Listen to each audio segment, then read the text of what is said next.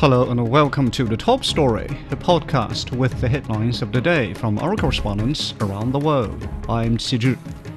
Coming up in this edition, the UK says it is suspending free trade negotiations with Israel due to its military actions in Gaza.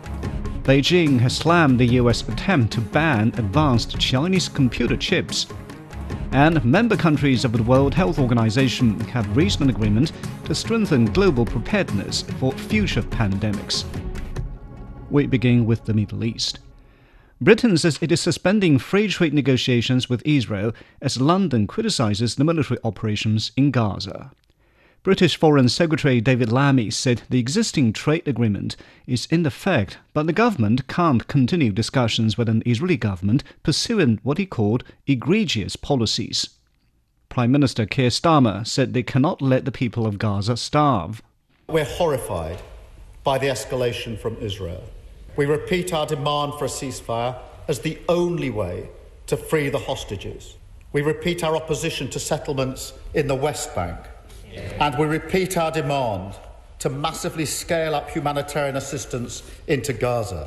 The recent announcement that Israel will allow a basic quantity of food into Gaza, a basic quantity, is totally and utterly inadequate.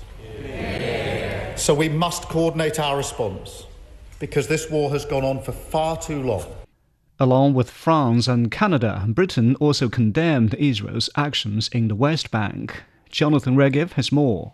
The messages coming from London, Paris and Ottawa quite strong against Israel, and the message coming out of the Prime Minister, I will read parts of it. It says that by asking Israel to end a defensive war for its survival while Hamas is still on the border fence is a huge price for the genocidal attack on Israel on October 7th, while inviting more such atrocities. This is just part of the message put out by Prime Minister Benjamin Netanyahu, and he was not the only one saying similar things, but a free trade agreement which is now in serious danger with the United Kingdom, that's quite a heavy thing. If France and Canada would come next, that would be a major hit for the Israeli economy. Israel already responding to that, saying that if the FTA, that the free trade agreement, is beneficial for both countries, not only for Israel, but also for the United Kingdom. But if more countries will follow the same path, this could have a very serious significance for the Israeli economy. And again, we're not speaking of countries that have traditionally been anti-Israel. When we speak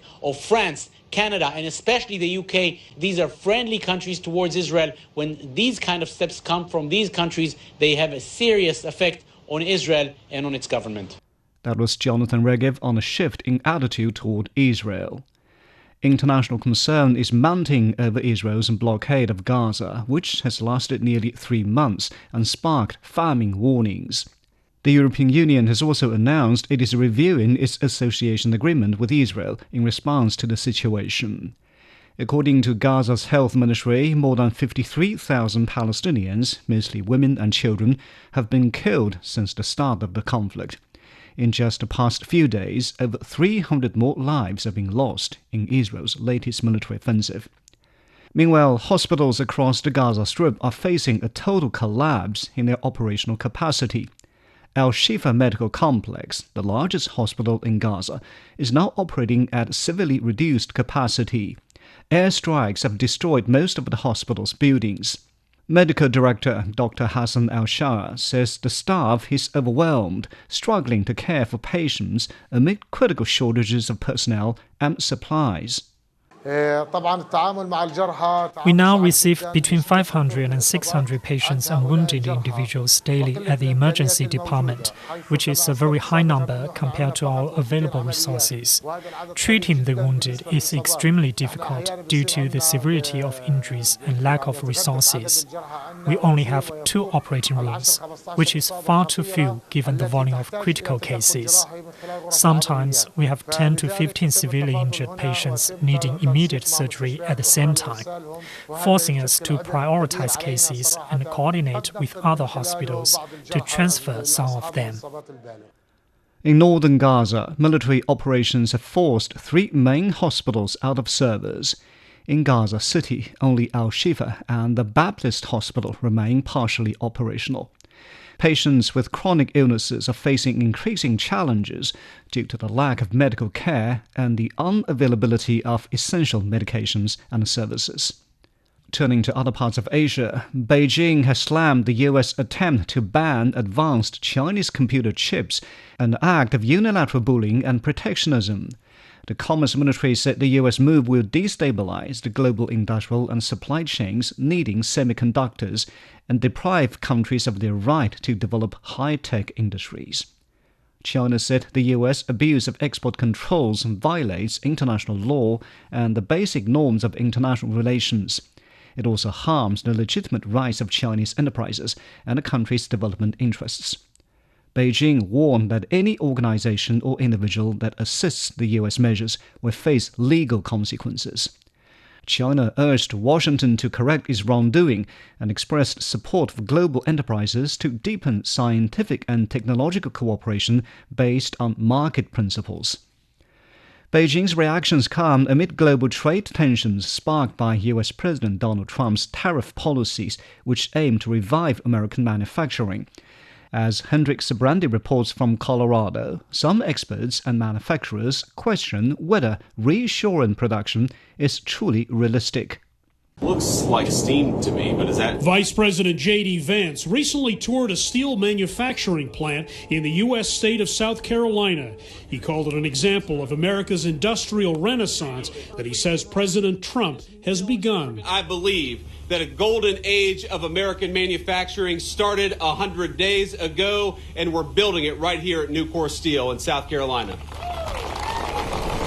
The Trump administration is attempting a broad overhaul of the U.S. economy, using increased tariffs on goods coming into the country to convince companies to bring their operations, their production, onshore, back to America. 5 million U.S. manufacturing jobs have been lost since 2000.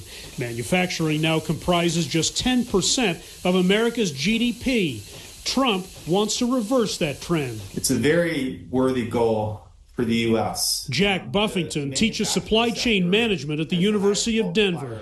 He says manufacturing generates much more economic activity than other forms of employment, and he believes the U.S. should be more self-sufficient in areas like steel, shipbuilding, and pharmaceuticals. But he says the devil is in the details. Building factories takes capital. Building capabilities, both physical and educational, takes time.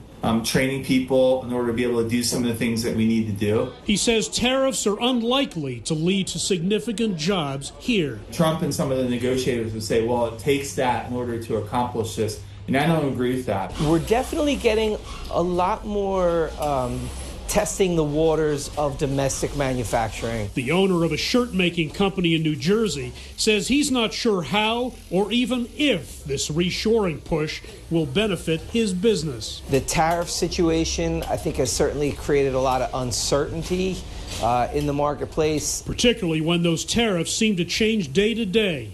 Higher costs of labor and materials in the U.S. and the future role of automation are a few of the other potential hurdles to building up manufacturing here. Well, my concern is that people are going to get tired of the chaos and it's just going to be, let's move on to something else or restore the way things were before Trump, which didn't bring jobs in it either.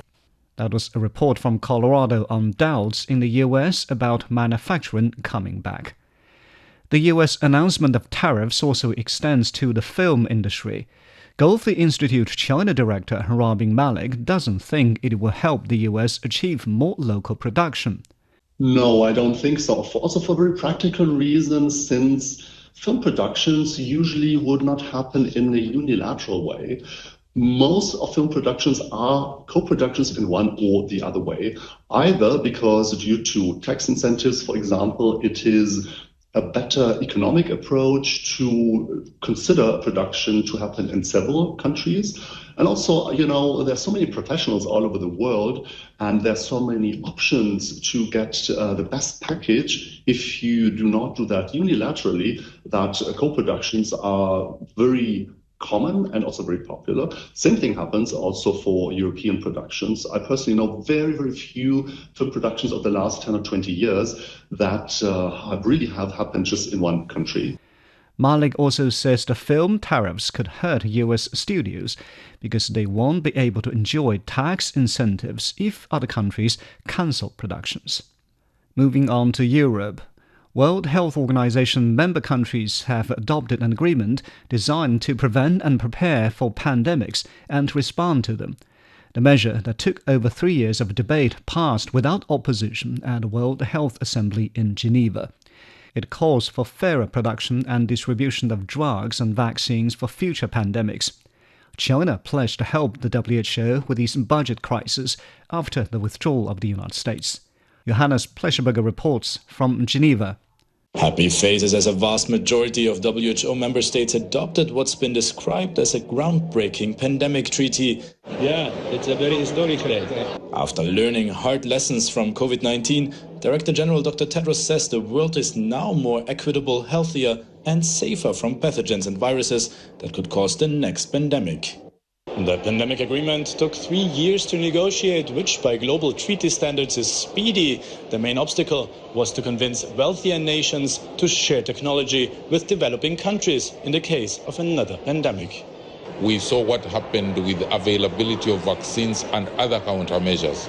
But the provisions in this draft agreement are making it possible for us to be able to ramp up capacity for production of vaccines and other countermeasures in case a pandemic comes up. During the COVID-19 pandemic, rich countries were seen hoarding vaccines, while other countries, many in the global south, had to wait months to access doses, a situation the World Health Organization hopes won't ever be repeated. This agreement is something that countries must implement themselves. It does not order any country to do anything. But it does mean that the people of the world can hold their countries, their governments to account. Meanwhile, China said it will give an additional $500 million to the WHO over the next 5 years. The UN body is currently facing a $600 million hole in its annual budget after the US Trump administration decided to exit the organization earlier this year. The world is now facing the impacts of unilateralism and power politics, bringing major challenges to global health security. Multilateralism is a sure path to addressing difficulties. The pandemic agreement, however, will not formally come into effect until an annex on pathogen sharing is negotiated, which could take up to 2 years. States will then need to ratify the accord through their parliaments. That was a report about the world reaching a milestone in joint responses to future pandemics. Finally, in Africa, a student exchange program in South Africa is helping young entrepreneurs make their dreams come true. It hopes to inspire them to start new businesses by taking them on a train tour through China. Julie Shire spoke with some of the students about their experiences. Phyllis Sigobela and Mpike Moloi were among the first group of University of Johannesburg students that embarked on an exciting China by Train exchange program. The groundbreaking initiative aimed at innovators and budding entrepreneurs gives students a glimpse into China's culture, economy, and education system. We went to a couple of universities, one of them Shanghai. We got to see different ways of manufacturing and technology. So I was inspired by one of the students there which started their company, and they're still under research, but they got funding from the government. Africa has a high startup failure rate, which can be turned around with the right backing. How government and schools, they invest in its young people, right? People in China that dream big, don't dream big and think that it's not possible. They just have to look around and look at their heroes. But like in Africa, it's very hard for us to find role models. Sikobela and Malloy, both final year students, have drawn inspiration from their China trip as they return home to complete their own projects. These students already have startup ideas that they are working on through the incubation program. The idea then is through the technology transfer office, they will continue for 6 months in terms of developing their products or ideas or products that they have already developed. China went from being a small economy to a global heavyweight in just 40 years through widespread reforms and aggressive investment. Many of these lessons can be applied to Africa by using innovation to tackle the continent's many socio-economic challenges. That was Julie Shire in Cape Town. Now, recapping the headlines before we go. The UK says it is suspending free trade negotiations with Israel due to its military actions in Gaza. Beijing has slammed the US attempt to ban advanced Chinese computer chips. And member countries of the World Health Organization have reached an agreement to strengthen global preparedness for future pandemics. And that's it for this edition of The Top Story, a podcast that brings you world headlines every weekday. For more news in politics, business, sports and culture, you can subscribe to the Beijing Hour, a one-hour podcast news magazine program. We welcome and appreciate all ratings and reviews. I'm Qizhi. Thank you for listening.